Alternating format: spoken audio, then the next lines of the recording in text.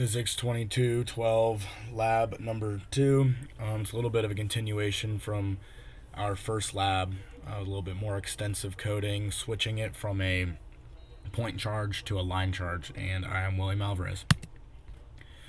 So starting out, it's the same lab as last time. We charged up pieces of tape and ran an experiment to determine how much charge was on the tape. As we held the two charged tapes against each other, measured the distance risen off of the base level. You can kind of see the process that we went to in the pictures that I have attached, but it was a fairly fun lab. Some of the formulas and principles that we use would be Newton's second law, velocity update formula, gravitational force, and then electrical force and Coulomb's constant. You can see that those are listed there as well. That's just what was important to be used for the lab. And then a preview of the experiment. Two pieces of tape equal length on top of each other with the top piece labeled U. Pull the piece off and hang it from the table. Observe what happens with the hand.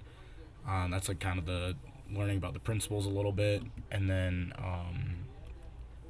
the two tapes are the system, and the table and air are the surroundings for the experiment. And the actual experiment was holding the tapes close together to see how much one would rise.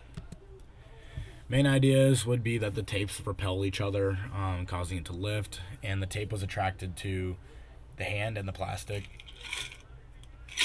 The charges are assumed to be point charges. Well, not in this lab. The charges we use as like a line of point charges. Like you use point charges but spread them out. That's how we kind of calculated it. And we assume both pieces of tape have the same charge. There's kind of the data and the conditions listed there. Here's some of the glow script that was done in terms of the initial conditions, the calculations, and then creating the line of charges. The charge ended up being 6.9 times 10 to the negative ninth, and then a very large number of electrons and number of atoms as well. That's kind of a picture of what the line of point charges look like. The magnitude of the electric and gravitational force should be the same, so the net force can equal 0 at equilibrium, causing it to not accelerate.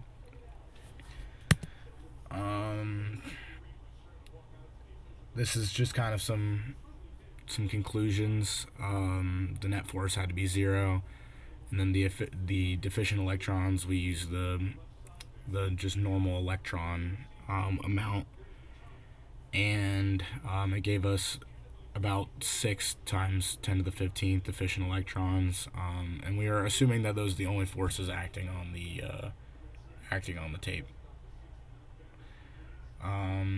Sources of error could be like, how we measured the tape, just not a very perfect procedure. And also the distance, very hard to measure the distance. And then like a lot of, maybe rounding errors and the math and the tape not being a uniform height. And also maybe the effect that our hands had on the tape as well. Yeah.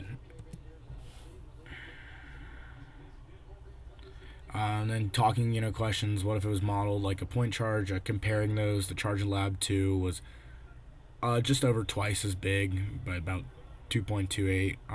These estimates differ just because they're calculated differently. The line charge acts on the observation point from an entire length of spots used by tape, and then the piece of tape is more like a line than a single point, so very likely this new calculation is a little bit of a better one.